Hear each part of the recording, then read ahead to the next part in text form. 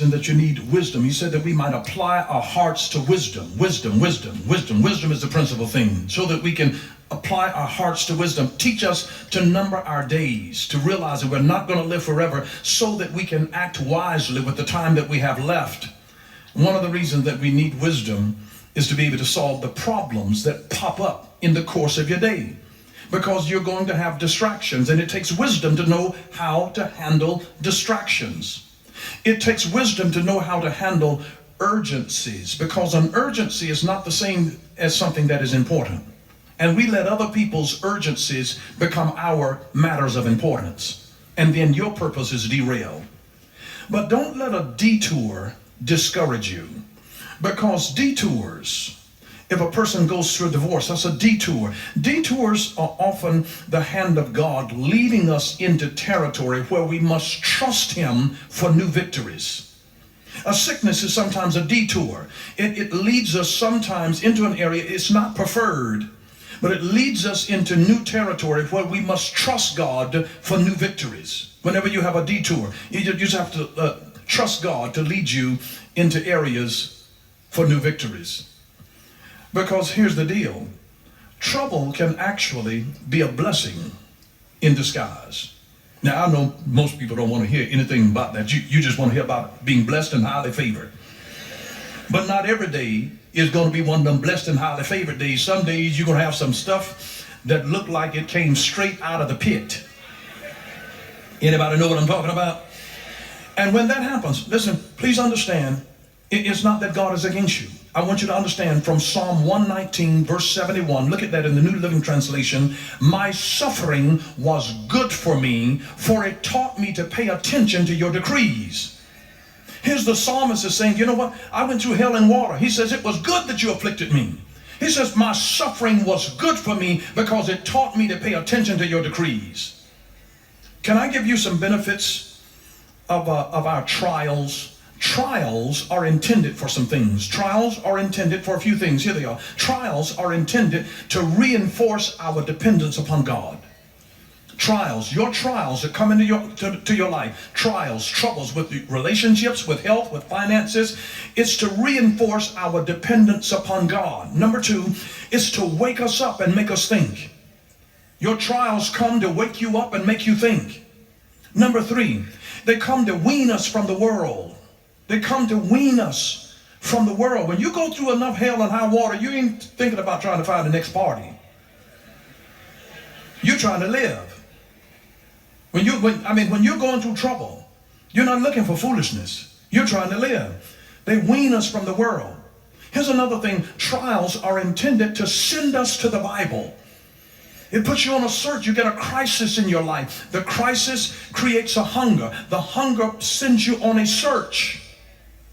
So it sends us to the Bible. Trials are intended to drive us to our knees. Trials will drive you to your knees. You get severe enough if it's something, your heart is broken, you lose a spouse, you lose a child, you lose a key relationship in your life, you lose a job, it ought to drive you to your knees. To reinforce that your dependence upon God. It is also used to produce humility in us. There's some people that always, they just act like they were born riding on top of a horse. Like you have to climb up on a step ladder in order to say good morning to them. And sometimes God has to let some trouble come to your way to produce humility in us, to realize you're human too. You bleed just like everybody else. You will hurt, and you talked about other folks being in this situation. Now you're in a situation. So sometimes he does it in order to produce humility in us. And then trials also give us a fresh testimony of God's glory. They give us a fresh testimony of God's glory. So I want you to realize that when trouble comes your way, God has a purpose in allowing trouble to come into your life. The end result of trouble is that it reinforces your dependence upon God. It wakes you up and makes you think. It weans you from the world. It sends you to the Bible. It drives you to your knees. It produces humility in you, and it gives you a fresh testimony of God's glory. That, girl, this happened to me, and I thought that I was going to die. My life fell to pieces. This man walked out of my life, but I'm here to tell you, Jesus picked me up. I thought I was going to die that day. My first prayer was not, Lord, get me through this. It's, Lord, get me through this day. Help help me through the next 5 minutes. Anybody ever been in pain that was that intense in your life that you just had to pray and say, Lord, just help me through this, and you were clenching your teeth the whole time and saying, God, help me to get through the next 5 minutes, and then it goes the next 10 minutes, and just, Lord, just help me to get through this hour. Have you ever been sick in the middle of the night and your prayer was, God, just help me to make it through the night. Just get me, if I can make it through the night, God. If I wake up in the morning, I'll realize that I'm going to make it, but I can see the breaking of day. Lord, I know, because I'm wrestling with this thing right now, but if I can just make it through the night. And it somehow has a way of waking you up and driving you closer to God and giving you a fresh testimony when you thought that you were going to die. God just leaves the trouble there for a while and lets you know this is real. But he's like, I'm more real. I'm more real. And here's the thing that I want you to see, that you have to be able to transform problems into opportunities. Take a look at this little meme. Look at that. See, sometimes in life everything goes smoothly. See the pencil there? And then sometimes unexpected things happen and your pencil breaks. But the important thing is knowing how to turn problems into opportunities. You see that? You have to learn how to turn problems into opportunities. You have to learn how to turn problems into opportunities. I love it when Tony Robbins says that the happiest people don't have the best of everything, they make the best of everything. And so when you have a negative situation that happens, it's not because you have the best of everything. You have to make the best of everything. Make the best of the hand that you've been dealt. Just stop wishing that you had somebody else's hand. You don't have somebody else's hand. You got your hand. This is what God gave you, and what he gave you is enough for you to be able to work it and play it. You got to be more strategic. You got to depend upon God. You got to be driven to your Bible. You got to be driven to your knees. You got to realize God's trying to produce a fresh testimony on the inside of you. And when you trust him, God will help you. So focus on what's important in your life, and then developing a system that will work for you. You have to develop a system that will work for you. If you're going to maximize your days, you have to develop systems. Here's a system. A system saves yourself time, energy, and money. That's an acronym. Save yourself time, energy, and money. Save yourself time, energy, and money. When you tell that to somebody, save yourself. Prophesy to them. Save yourself time, energy, and money. Get a system. Save yourself time, energy, and money. Get a system. Save yourself time, energy, and money. Here's what systems are. Systems are habits, processes, or efficient ways of consistently doing things. That's what a system is. They are habits, processes, or efficient ways of consistently doing things. It's silly if you got to do something every day to act like you're just like, bam, it caught you by surprise. You know it's coming. So systematize it. Systematize it.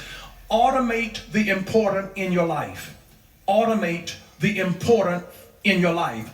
Automate the important in your life. Make it a habit. Whatever is really important in your life, make it a habit. Make prayer a habit. Make eating right a habit. Make exercising a habit. Make growing yourself daily a habit. Automate the important in your life. Because here sometimes people are thinking about always improving things, always improving things. Listen, you have to establish a habit before you can improve it. Just establish it. Just get it established. You can make it better later on. But just get the habit. Automate the important in your life. Just automate the important in your life. Develop a system. It is the way to be able to maximize your time. And when it comes to the things of God, I want you to realize it's not just what you do, but why you do it that matters to God. You know why? Because God looks at the heart. It's not just what you do, it is why you do it. You know there's some people that give money, but it has strings attached to it. It's not what you do, it is why you do it. If you do it to control people, if you do it to manipulate people, if you do it to abuse people, it's not what you do, it is why you do it. Take a look at this, because too many people spend their lives trying to prove other people wrong. Take a look at this little video clip. I spent my whole life trying to prove people wrong. If anyone ever doubted me, I said I was going to prove them wrong. I wanted to prove my bullies wrong. I wanted to prove my teammates wrong. I wanted to prove my teachers wrong, my coaches wrong, and anyone that ever doubted me wrong. proving people wrong became my fuel. It was the energy that got me to wake up early and got me to get out of bed every